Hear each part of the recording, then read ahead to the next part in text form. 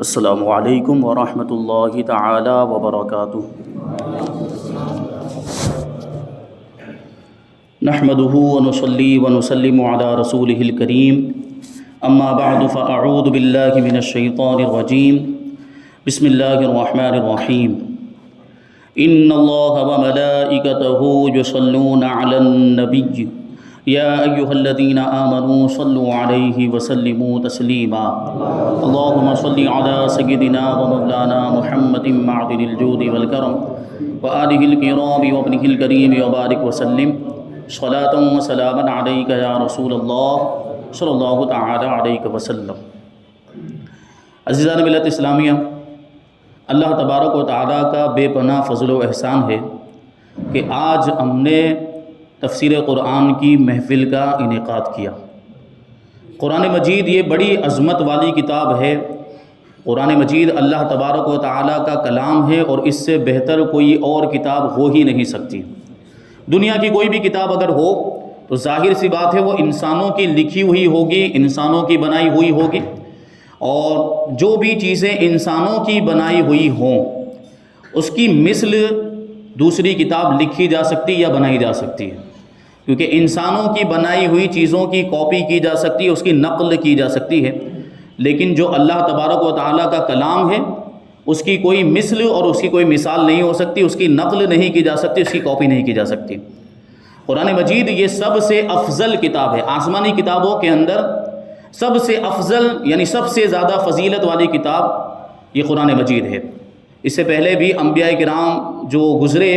ان پر بھی آسمانی کتابیں اور صحیفے نازل ہوئے۔ 4 کتابیں مشہور ہیں، تورات، زبور، انجیل اور قرآن مجید، اور دوسرے صحیفے بھی انبیاء کرام کو ملے، چھوٹی چھوٹی کتابیں، رسالے، جو صحیفے ملے۔ ان ساری کتابوں میں سب سے زیادہ فضیلت والی کوئی کتاب ہے تو وہ قرآن مجید ہے۔ پھر یہ بھی غور کرنا ہے کہ سب سے افضل کتاب یہ سب سے افضل نبی پر نازل کی گئی۔ ہمارے آقا حضور رحمت عالم صلی اللہ علیہ وسلم نبیوں میں سب سے زیادہ فضیلت رکھتے ہیں، سب سے افضل نبی ہیں، تو سب سے افضل کتاب سب سے افضل نبی پر نازل کی گئی اور سب سے افضل امت کے لیے نازل کی گئی، یعنی امت محمدیہ جس میں ہم آتے ہیں۔ امت محمدیہ یہ ساری امتوں میں سب سے زیادہ فضیلت رکھتی ہے، اور اس میں ہمارا کوئی کمال نہیں ہے، ہم تو گنہگار ہیں، ہم تو سر سے لے کر پاؤں تک گناہوں میں ڈوبے ہوئے ہیں۔ ہم کو جو یہ فضیلت مل گئی کہ ہم کو یہ سرداری کا تاج عطا فرما دیا گیا، پوری کائنات کا سردار بنا دیا گیا، سب سے بہترین امت ہمیں قرار دیا گیا، یہ حضور کے قدموں کی برکت سے۔ یہ مرتبہ ہمیں جو ملا ہے یہ حضور کی نسبت سے ملا کہ ہم حضور کی امت میں پیدا ہوئے اور حضور سے نسبت ہو گئی۔ حضور پاک صلی اللہ علیہ وسلم کو ہمارا نبی اور رسول بنایا گیا، اس حیثیت سے یہ امت سب سے افضل ہو گئی، یعنی امت یہ ہم جو افضل ہوئے اور ہمیں پوری کائنات کو جو سردار بنایا گیا یہ حضور پاک صلی اللہ علیہ وسلم کے صدقے میں ہمیں یہ فضیلت ملی۔ تو غور کرنے کی بات ہے کہ سب سے افضل کتاب سب سے افضل نبی پر سب سے افضل امت کے لیے نازل کی گئی، یعنی ہمارے لیے نازل کی گئی، ہماری رہنمائی کے لیے نازل کی گئی۔ قرآن مجید یہ کتاب ہدایت ہے، کتاب ہدایت یعنی ہماری رہنمائی کے لیے نازل کی گئی۔ تو ظاہر سی بات ہے ہماری رہنمائی کے لیے کتاب نازل ہوئی ہے، تو یہ ہمارے لیے ہدایت اور رہنمائی کب ثابت ہو سکتی ہے؟ جب ہم اس کو سمجھیں گے، اس کو پڑھیں، پڑھنے کے بعد اس کو سمجھنے کی کوشش کریں اور اس پر عمل کریں، تو عمل کریں گے تب جا کر جو ہے کہ یہ ہمارے لیے ہدایت اور رہنمائی ثابت ہوگی۔ تو قرآن مجید یہ عمل کرنے کی کتاب ہے، یہ صرف تلاوت کرنے کی یا گھروں میں رکھنے کی کتاب نہیں ہے۔ یقیناً قرآن مجید کی تلاوت کرنے میں بھی بڑا ثواب ہے، اور اس کو گھر میں رکھنے کی بھی برکت ہے کہ جس گھر میں قرآن مجید ہوتا ہے وہاں پہ خیر و برکت کا نزول ہوتا ہے۔ جس گھر میں قرآن مجید کی تلاوت کی جائے وہاں پر بھی خیر و برکت کا نزول ہوتا ہے۔ لیکن یہ صرف گھر میں رکھنے یا صرف تلاوت کرنے کی کتاب نہیں ہے، بلکہ ہماری ہدایت اور رہنمائی کے لیے نازل کی گئی۔ کا مطلب کیا ہے؟ ہمیں اس پہ عمل کرنا پڑے گا۔ ہمیں سب سے پہلے اس کو جاننا ہے، اس کو تلاوت کرنا ہے، اس کو سمجھنا ہے کہ اس میں کیا ہے، قرآن مجید کے اندر اللہ تبارک و تعالیٰ نے کیا ارشاد فرمایا، تو وہ ہم کو سمجھنا ہے۔ اور قرآن مجید پر اگر ہم عمل کریں گے تو پھر اللہ تبارک و تعالیٰ اس کی بے شمار برکتیں ہمیں عطا فرمائے گا۔ تو عرض یہ کر رہا ہوں کہ قرآن مجید یہ صرف تلاوت کی کتاب نہیں ہے۔ تلاوت کا یقیناً بڑا ثواب اللہ کے رسول صلی اللہ علیہ وسلم نے ارشاد فرمایا کہ من قرأ حرفا من کتاب اللہ فلہ حسنہ والحسنۃ بعشر امثالھا، کہ جو کتاب اللہ کا یعنی قرآن مجید کا ایک حرف پڑھے تو اس کو ایک نیکی ملتی ہے اور وہ ایک نیکی 10 نیکیوں کے برابر ہوتی ہے۔ ایک حرف اگر قرآن مجید کا اگر کوئی پڑھتا ہے تو اس کو 10 نیکیاں ملتی ہیں۔ اور آگے اللہ کے رسول صلی اللہ علیہ وسلم اور مزید وضاحت کرتے ہوئے ارشاد فرماتے ہیں لا اقول الف لام میم حرف، الف حرف و لام حرف و میم حرف۔ اللہ کے رسول ارشاد فرماتے ہیں کہ میں یہ نہیں کہتا کہ الف لام میم ایک حرف ہے، بلکہ الف ایک حرف ہے، لام ایک حرف ہے اور میم ایک حرف ہے۔ اس کا مطلب کیا ہوا کہ اگر کوئی بندہ، کوئی مومن، اگر کوئی مسلمان صرف الف لام میم ہی پڑھ لے تو اس کے نامہ اعمال میں 30 نیکیاں لکھ دی جاتی۔ یہ قرآن مجید کی تلاوت کا ثواب ہے کہ ایک حرف پر 10 نیکیاں اللہ تبارک و تعالیٰ عطا فرماتا ہے۔ تو اب آپ سوچیں کہ اگر ہم اس کو سمجھیں گے اور اس پر عمل کریں گے تو کتنا ثواب ملے گا۔ اللہ کے رسول صلی اللہ علیہ وسلم نے ارشاد فرمایا کہ جس نے قرآن پڑھا پھر اس کو یاد کر لیا، اس کو حفظ کر لیا اور اس پر عمل کیا، اس کے حلال کو حلال جانا، اس کے حرام کو حرام جانا، یعنی قرآن مجید کے اندر جو چیزیں اللہ تبارک و تعالیٰ نے حلال فرمائی اس کو حلال جانا، اور جن چیزوں کو اللہ تبارک و تعالیٰ نے حرام فرمایا اس کو حرام جانا، تو اللہ تبارک و تعالیٰ ایسے شخص کے والدین کو قیامت کے دن ایسا تاج پہنائے گا، نورانی تاج، جس کی روشنی سورج کی روشنی سے زیادہ ہوگی۔ یہ تو آپ سوچیں کہ اس شخص کے والدین کے بارے میں یہ فرمایا جا رہا ہے کہ جو قرآن کو پڑھ کے اس کو یاد کر کے اس پہ عمل کرتا ہے، اس کے والدین کو ایسا نورانی تاج پہنایا جائے گا، تو خود اس کا کیا عالم ہوگا، اس کا کیا ثواب ہوگا اور اس کا مقام و مرتبہ کیا ہوگا جس نے خود قرآن پر عمل کیا۔ والدین کو جب یہ ثواب مل رہا ہے تو قرآن پر عمل کرنے والے کو کتنا ثواب ملے گا۔ تو اسی سلسلے کی کڑی یہ ہے کہ قرآن مجید کی تفسیر کا یہ پروگرام ہم نے شروع کیا ہے۔ انشاءاللہ تبارک و تعالی ہم اس کو آگے بھی جاری رکھیں کہ اللہ تبارک و تعالی ہمیں مسلسل اس پروگرام میں پابندی کے ساتھ شرکت کرنے کی توفیق عطا فرمائے، دوست و احباب کو بھی ساتھ میں لے کر آنے کی توفیق عطا فرمائے، تاکہ ہم قرآن مجید کو سمجھیں، کیونکہ قرآن مجید تفسیر کا مطلب یہ ہوتا ہے کہ قرآن کا خلاصہ، قرآن مجید کے اندر کیا ارشاد فرمایا گیا اس کو ہم سمجھنے سمجھانے کی کوشش کریں گے اس درس کے اندر۔ تو ظاہر سی بات ایک مسلمان ہونے کی حیثیت سے کہ ہماری ذمہ داری بنتی ہے کہ ہم قرآن کو بھی سمجھیں اور حدیث کو بھی سمجھیں، کیونکہ اسلام کا جو ماخذ ہے، اسلام کا جو سورس ہے، سر چشمہ، یہی 2 چیزیں ہیں، قرآن اور حدیث۔ اور قرآن مجید کو سمجھنا ہر کسی کے بس کی بات نہیں ہے۔ ہر کوئی سوچ لے کہ ہم اپنے اعتبار سے سمجھ لیں گے قرآن کو، کسی بھی ترجمے کو لے کر ہم پڑھ لیں گے۔ یہ بات یاد رکھیں کہ ترجمے بہت سے مارکیٹ کے اندر آ گئے، اردو میں بھی، ہندی میں، گجراتی میں بھی، اور کچھ ترجمے جو بد مذہبوں کے ترجمے ہیں، بد عقیدہ لوگوں نے لکھے ہوئے ہیں، انہوں نے اپنے مذہب کے حساب سے قرآن مجید کی تفسیر کرنے کی کوشش کی ہے اور اس میں اپنے عقائد کو شامل کر لیا، غلط عقائد کو۔ اگر وہ ایسے عقائد والی تفسیر اگر ہم پڑھیں گے یا ترجمہ پڑھیں گے تو ہم گمراہ بھی ہو سکتے ہیں۔ تو اردو میں سب سے بہترین جو ترجمہ اہل سنت و جماعت کا وہ کنز الایمان اعلیٰ حضرت امام احمد رضا خان فاضل بریلوی رضی اللہ تعالیٰ عنہ کا لکھا ہوا، اور سب سے بہترین اور مختصر جو تفسیر ہے وہ تفسیر خزائن العرفان خلیفہ اعلیٰ حضرت اسد الافاضل علامہ نعیم الدین مراد آبادی رحمۃ اللہ تعالیٰ علیہ کی لکھی ہوئی ہے تفسیر۔ تو یہ بہترین تفسیر، تو تفسیر کے نام پر لوگوں نے بہت زیادہ گمراہیت بھی پھیلائی ہے۔ اردو میں جو کتابیں ملتی ہیں تفسیر کے نام پر اس میں اپنے عقائد کو شامل کر لیا، تو ہر کوئی کتاب کسی کی بھی کتاب اٹھا کر ہم پڑھ نہیں سکتے۔ تو ضرورت تھی اس بات کی کہ ہم ایسا کوئی پروگرام کریں کہ جس میں قرآن پاک کو سمجھا اور سمجھایا جائے، کیونکہ اللہ کے رسول صلی اللہ علیہ وسلم نے ارشاد فرمایا کہ خیرکم من تعلم القرآن وعلمہ، کہ تم میں سب سے بہترین لوگ وہ ہیں جو قرآن سیکھیں اور قرآن سکھائیں۔ تو قرآن سیکھنے والے اور قرآن سکھانے والے کے سب سے بہترین لوگ ہیں۔ ہم قرآن سیکھنے کے لیے، قرآن کو سکھانے کے لیے جمع ہوئے ہیں، یقیناً اللہ تبارک و تعالیٰ کا فضل اور اس کا کرم ہم پر نازل ہو رہا ہوگا۔ بڑی برکت والی محفل ہے، اس میں ہم پابندی کے ساتھ شرکت کریں، اللہ تبارک و تعالیٰ اس کی برکتیں عطا فرمائے گا اور ہم اپنے ماتھے کی نگاہوں سے انشاءاللہ اس کی برکتیں دیکھیں گے۔ تو یہ قرآن مجید، یہ سب سے بہترین کتاب اللہ تبارک و تعالیٰ کا کلام، اس پروگرام میں جب بھی ہم شرکت کریں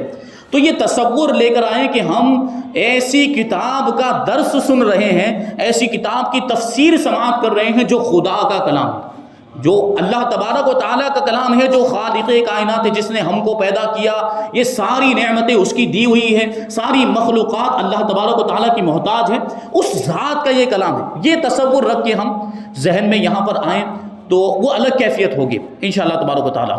تو یہ قرآن مجید ہماری کتاب، ہماری ہدایت کے لیے نازل کیا گیا، تو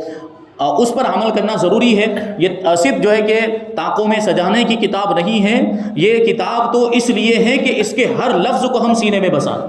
وہ شاعر کا شعر اکثر میں پڑھتا رہتا ہوں کہ ہر لفظ کو سینے میں بسا لو تو بنے بات، یعنی قرآن کے ہر لفظ کو سینے میں بسا لو تو بنے بات، طاقوں میں سجانے کو یہ قرآن نہیں ہے، یعنی صرف طاق میں لے جا کر رکھ دیا قرآن مجید کو، یہ اس لیے نہیں، بلکہ قرآن مجید پڑھ کر اس کو سمجھ کر اس پر عمل کرنا یہ ضروری ہے، یہ ہماری ہدایت کے لیے نازل کیا گیا۔ اس کو یوں مثال کے ذریعے سمجھیں کہ ہم کوئی سامان خریدتے ہیں، الیکٹرانک سامان، مثال کے طور پر ہم نے واشنگ مشین خریدا، تو وہ واشنگ مشین آیا اور بالکل نئی ٹیکنالوجی کا وہ واشنگ مشین ہے، ہم چلانا نہیں جانتے، ٹھیک ہے، تو اس کے ساتھ کوئی بھی الیکٹرانک سامان ہو تو اس کے ساتھ ایک کتاب آتی ہے، چھوٹی سی ایک کتاب آتی ہے جس کو بکلیٹ کہتے ہیں، اس میں ساری ہدایات انسٹرکشن لکھے ہوئے ہوتے ہیں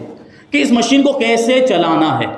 یہ ہوتا ہے کہ نہیں ہوتا، اس میں ساری باتیں لکھی، یہ بٹن دبائیں گے تو یہ ہوگا، یہ بٹن دبائیں تو یہ ہوگا، یہ بٹن شروع کرنے کا، یہ بٹن بند کرنے کا، وہ ساری چیزیں اس میں لکھی رہتی ہیں، لیکن اس کتاب کو سمجھنا بھی ہر کسی کے بس کی بات نہیں ہوتی، ایک تو وہ انگریزی میں انگلش میں لکھی ہوئی ہے اور ہر کسی کو انگلش آتی نہیں، اگر ہندی میں بھی لکھی ہوئی ہے تو ہندی کو پڑھنے کے بعد بھی بعض اوقات پورے طور پہ سمجھ نہیں پاتے کہ کیسے چلانا، تو پھر کیا ہوتا ہے، پھر کمپنی سے ایک آدمی آتا ہے، جس کمپنی کا وہ سامان ہم نے خریدا ہے اس کمپنی کا ایک آدمی آتا ہے ڈیمو دینے کے لیے، یعنی ہمیں سکھانے کے لیے آتا ہے، وہ آ کر کیا کرتا ہے کہ وہ کتاب جی پڑھتا جاتا ہے اور ساتھ میں وہ عمل کر کے دکھاتا ہے، ساتھ میں وہ چلا کر دکھاتا ہے مشین کو کہ ایسے چلانا ہے، یہ بٹن دبائیں گے تو یہ ہوگا، یہ بٹن دبائیں گے تو یہ ہوگا، یہ بند کرنے کا، یہ شروع کرنے کا بٹن، تو وہ ہمیں سکھاتا ہے بلا تشبیہ اور تمثیل۔ ہم اس کو یوں سمجھیں کہ اللہ تبارک و تعالیٰ نے ہمیں زندگی گزارنے کے لیے قرآن مجید جیسی عظیم کتاب عطا فرمائی، اور اسلام ایسا مذہب ہمیں عطا فرمایا جو سب سے بہترین مذہب ہے، تو ہم مسلمان ہیں، مسلمان ہونے کی حیثیت سے ہمیں اسلام پر عمل کرنا ضروری ہے، تو ہماری ذمہ داری یہ تھی کہ ہم قرآن کو دیکھ کر اسلام پر عمل کرتے کہ قرآن کے اندر کیا احکام ہمیں بتائے گئے اس کے حساب سے ہم عمل کریں، لیکن قرآن کو سمجھنا ہر کسی کے بس کی بات نہیں ہے، قرآن کو ہر کوئی سمجھ نہیں سکتا، اس میں ایسی گہرائیاں ہیں، تو پھر قرآن کو سمجھانے کے لیے اللہ تبارک و تعالیٰ نے حضور رحمت عالم صلی اللہ علیہ وسلم کو دنیا میں بھیجا، حضور پاک صلی اللہ علیہ وسلم نے قرآن پر عمل کر کے ہمیں دکھایا کہ دیکھو قرآن پر ایسے عمل کرتے ہیں، اور حضور پاک صلی اللہ علیہ وسلم کی زندگی ہمارے لیے نمونہ عمل بن گئی۔ اللہ تبارک و تعالیٰ نے ارشاد فرمایا کہ لقد کان لکم فی رسول اللہ اسوۃ حسنہ، یہ تحقیق ہے تمہارے لیے رسول کی زندگی بہترین نمونہ عمل ہے، کیونکہ حضور پاک صلی اللہ علیہ وسلم نے قرآن پر عمل کر کے ہمیں دکھایا، اسی وجہ سے تو کہتے ہیں کہ حدیثیں اور حضور پاک صلی اللہ علیہ وسلم کے افعال جو حضور نے کر کے دکھایا، یا صحابہ کرام نے حضور کے سامنے کوئی عمل کیا حضور نے منع نہیں کیا، یہ سب حدیث میں شمار ہوتے ہیں، اور حدیث کو قرآن کی تفسیر کہا گیا۔ حضور پاک صلی اللہ علیہ وسلم نے قرآن پر عمل کر کے دکھایا ہمیں، تو قرآن بھی ضروری ہے اور حدیث بھی ضروری ہے، ان دونوں چیزوں کا علم حاصل کرنا ہمارے لیے ضروری ہے ایک مسلمان ہونے کی حیثیت سے، کیونکہ اسلام کے یہ دونوں ماخذ قرآن اور حدیث، اسی مناسبت سے اور اسی چیز کو ذہن میں رکھتے ہوئے ہم نے یہ پروگرام شروع کیا ہے، انشاءاللہ تبارک و تعالیٰ اس کی برکتیں ہم دیکھیں گے۔ تو قرآن مجید بڑی عظمت والی کتاب، بڑی برکت والی کتاب، اللہ تبارک و تعالیٰ اس کے بارے میں ارشاد فرماتا ہے کہ قرآن کے اندر ہر چیز کا روشن بیان ہے، تبیانا لکل شیء، ہر چیز کا روشن بیان موجود ہے، ہر چیز بیان کر دی گئی ہے، لیکن ہر کسی کے پاس اتنا علم نہیں ہے کہ ساری چیزوں کو قرآن مجید سے پڑھ کر سمجھ لے، جس کے پاس جیسا علم ہے ویسا اس کو سمجھ پاتا ہے۔ تو ہمارے علماء کا یہ بہت بڑا احسان ہے کہ اس طرح کی کتابیں لکھ کر گئے، تفسیر میں بھی، کہ اس کی روشنی میں ہم قرآن مجید کو سمجھنے اور سمجھانے کی کوشش کرتے ہیں، ورنہ ہمارے پاس اتنا علم نہیں ہے کہ ہم خود ڈائریکٹ قرآن مجید کو سمجھا سکیں، اسی وجہ سے تو کتاب سامنے رکھی، کتاب سامنے رکھنی پڑتی، کیونکہ ہمارے پاس تفسیر بیان کرنے کے لیے جن علوم کی ضرورت ہے، تقریباً 21 علوم بیان کیے گئے ہیں جو قرآن مجید کی تفسیر کرنے کے لیے ضروری ہیں، 21 علوم کے اندر مہارت ضروری ہوتی ہے تفسیر بیان کرنے کے لیے، اور ظاہر سی بات ہے ان علوم کے اندر ہمیں مہارت حاصل نہیں ہے، اس لیے ہم یہ علماء اہل سنت کی کتاب کو ہم اپنے سامنے رکھتے ہیں۔ یہ کتاب جو ہمارے سامنے ہے اس کا نام ہے تفسیر نعیمی، مفتی احمد یار خان نعیمی حکیم الامت جن کو کہا جاتا ہے، یہ ان کی لکھی ہوئی کتاب ہے، اور انہوں نے اہل سنت و جماعت کے علماء جو عربی کتابیں تھیں، عربی تفاسیر، ان ساری کتابوں کے نچوڑ اور خلاصے کو اس کتاب کے اندر بیان کیا، اور ساتھ ہی ساتھ جو گمراہوں نے اپنی اپنی تفسیریں جو چھاپ کر جو ہے کہ شائع کر دی تھی، جن میں اپنے مذہب کو شامل کر دیا، اپنے غلط عقائد کو شامل کر لیا تھا، ان کا رد بھی اس میں کیا گیا ہے کہ دیکھو یہ غلط تفسیر فلاں کتاب کے اندر کی گئی، یہ غلط تفسیر فلاں کتاب کے اندر کی گئی ہے، تو اس کی نشاندہی بھی اس کتاب کے اندر کی گئی ہے۔ انشاءاللہ تبارک و تعالیٰ آگے جیسے جیسے تفسیر آگے بڑھے گی ہم ان ساری چیزوں کو سماعت کریں گے۔ بہرحال ضرورت اس بات کی ہے کہ ہم اس پروگرام کی اہمیت کو سمجھیں۔ آج کا یہ جو پروگرام پہلا پروگرام ہے، اور یہ سمجھیں کہ یہ تمہیدی گفتگو ہو رہی ہے، ابھی تفسیر شروع نہیں ہوئی ہے، انشاءاللہ آگے شروع ہوگی، لیکن ہم ذہن بنائیں کہ اس چیز کی اہمیت کیا ہے، ہم اس کو سمجھیں کہ یہ کتنی ضروری سی چیز ہے۔ ہم خود بھی اس پروگرام میں پابندی کے ساتھ شرکت کریں، اپنے دوست و احباب کو بھی لے کر آئیں۔ یہ اتنی تعداد کافی نہیں ہے، اور زیادہ تعداد ہونی چاہیے، اور زیادہ لوگوں کو لے کر آئیں، لوگوں کو سمجھائیں، اس کی اہمیت بتائیں کہ یہ قرآن مجید کو سمجھنے سمجھانے کی محفل ہے، اور بڑی اہمیت والی یہ محفل ہے۔ تو قرآن مجید کے بارے میں ابھی عرض کر رہا تھا کہ قرآن مجید کے اندر ہر چیز کا روشن بیان موجود ہے۔ قرآن مجید کے اندر ساری چیزوں کو بیان کر دیا گیا، لیکن لوگ اپنے علم کے مطابق اس سے جو ہے کہ وہ علوم حاصل کرتے ہیں، ورنہ قرآن مجید تو علم کا سمندر ہے، اس میں آدمی جتنا بھی گہرائی میں جاتا رہے اتنے ہی زیادہ وہ ہیرے جواہرات لے کر آئے گا۔ جس کے پاس جیسا علم، جس کے پاس جیسی صلاحیت ہوگی، وہ قرآن سے اتنا ہی حاصل کرے گا۔ ہم بزرگوں کے واقعات کو دیکھیں، حضرت عبداللہ ابن عباس رضی اللہ تعالیٰ عنہ فرماتے ہیں کہ اگر میری اونٹ کی رسی بھی کھو جائے تو میں اسے قرآن مجید کے اندر ڈھونڈوں گا۔ ان کا علم کیسا ہوگا؟ ان کو سید المفسرین کہا جاتا ہے، حضرت عبداللہ ابن عباس، جن کے لیے رسول پاک صلی اللہ علیہ وسلم نے دعا فرمائی تھی کہ عبداللہ ابن عباس کو قرآن کی تفسیر کا علم عطا فرما۔ اب سوچیں کہ جن کے لیے حضور پاک نے دعا فرمائی ہو، ان کے علم کا عالم کیا ہوگا۔ وہ حضرت عبداللہ ابن عباس یوں کہتے ہیں کہ اگر میری اونٹ کی رسی بھی گم ہو جائے گی تو قرآن میں ڈھونڈوں گا، کیونکہ قرآن نے تو خود فرمایا نا کہ قرآن کے اندر ہر چیز کا روشن بیان موجود ہے۔ تو جس کے اندر جیسی صلاحیت، حضرت عبداللہ ابن عباس اپنی صلاحیت کے مطابق فرما رہے ہیں، اپنے علم کے مطابق فرما رہے ہیں کہ اپنے اونٹ کی رسی کو بھی قرآن میں ڈھونڈ لو۔ حضرت ابو بکر ابن مجاہد یہ بہت بڑے مفسر گزرے ہیں، انہوں نے ایک مرتبہ یہ بات بیان کی مجمع کے اندر کہ قرآن مجید کے اندر ہر چیز کا بیان موجود ہے، قرآن مجید کے اندر ہر چیز کو بیان کر دیا گیا، ہر چیز کا روشن بیان موجود ہے۔ تو مجمع میں سے کسی نے سوال پوچھ لیا کہ آپ یہ کہہ رہے ہیں کہ ہر چیز کا روشن بیان قرآن مجید کے اندر موجود ہے، تو یہ سرائے جو ہے، سرائے خانے، مسافر خانے جو ہیں، ان کا بیان کہاں پر ہے قرآن مجید کے اندر؟ مسافر خانوں کا ذکر قرآن میں کہاں پر آیا؟ تو حضرت ابو بکر ابن مجاہد رضی اللہ تعالیٰ عنہ ارشاد فرماتے کہ ہاں، ان مسافر خانوں کا ذکر بھی قرآن مجید کے اندر موجود ہے۔ اللہ تبارک و تعالیٰ ارشاد فرماتا ہے، 18ویں پارے کی آیت ہے، لیس علیکم جناح ان تدخلوا بیوتا غیر مسکونۃ فیہا متاع لکم، کہ تم پر کوئی حرج نہیں ہے ایسے گھروں میں داخل ہونے کے سلسلے میں جن میں کوئی مستقل طور پر رہتا نہیں، جس میں مستقل رہائش اور سکونت نہیں ہے، ایسے گھروں میں بغیر اجازت کے بھی تم داخل ہو سکتے ہو جبکہ تمہارا سامان اس میں رہ گیا ہو۔ بات کیا چل رہی تھی؟ گھروں میں داخل ہونے کے بارے میں۔ اس سے پہلے جو آیتیں ہیں اس میں یہ آیا ہے کہ کسی کے بھی گھر میں بغیر اجازت کے داخل نہیں ہو سکتے، کسی کے بھی گھر میں داخل ہونے کے لیے اجازت لینا ضروری ہے۔ لیکن ایسے گھروں کے بارے میں اللہ تبارک و تعالیٰ ارشاد فرما رہا ہے کہ جہاں مستقل سکونت نہیں، یعنی جہاں کوئی مستقل طور پر پرماننٹلی کوئی ہمیشہ کے لیے کوئی رہتا نہیں ہے، جیسے مسافر خانے، مسافر خانوں کا یہی مطلب ہوتا ہے کہ لوگ ضرورت کے حساب سے اس میں آتے ہیں، مسافر ہوتے ہیں اور کچھ دن کے لیے، کچھ وقت کے لیے وہاں پر رکتے ہیں، اور جب ان کا وقت پورا ہو جاتا ہے تو وہ چلے جاتے ہیں، یعنی مستقل طور پر وہاں پر کوئی رہتا نہیں، مستقل طور پر رہائش اور سکونت نہیں ہوتی۔ تو ایسے مسافر خانوں کے بارے میں، ایسے گھروں کے بارے میں اللہ تبارک و تعالیٰ نے ارشاد فرمایا کہ اگر مسافر خانے میں آپ داخل ہونا چاہتے ہیں تو وہاں اجازت لینے کی ضرورت نہیں ہے، جبکہ تمہارا سامان، مثال کے طور پر وہاں پہ رکے اور پھر وہاں سے نکلے تو ہوا کیا کہ ہم سامان بھول گئے، ہمارا سامان مسافر خانے کے اندر رہ گیا۔ تو اب اس کے بارے میں ارشاد فرما رہے ہیں کہ